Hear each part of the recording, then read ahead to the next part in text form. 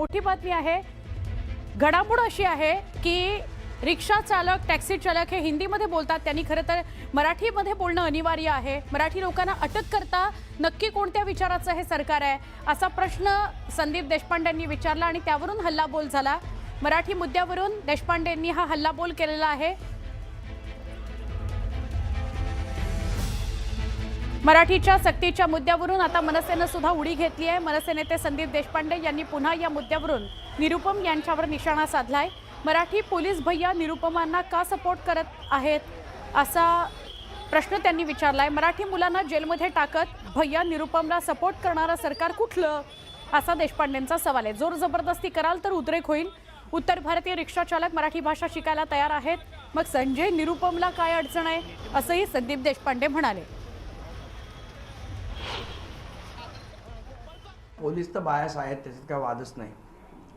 आणि संजय निरुपम सारख्या भैया लोकांना मराठी पोलीस का सपोर्ट करतायत हे न उमजण्यासारखं आहे। आम्ही असं कालपर्यंत मानत होतो।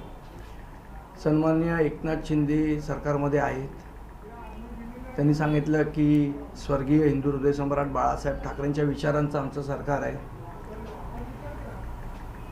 स्वर्गीय धर्मवीर आनंद दिघे साहेबांच्या विचारांचं सरकार आहे।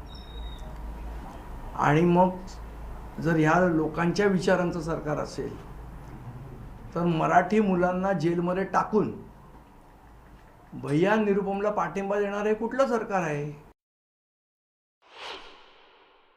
जो माणूस मराठी भाषेला विरोध करतो त्या माणसाला तुम्ही त्याच्यावर काही कारवाई करत नाही, उलट त्याला प्रोटेक्शन देऊन त्याला परत पाठवता आणि आमच्या मराठी मुलांना जेलमध्ये टाकता।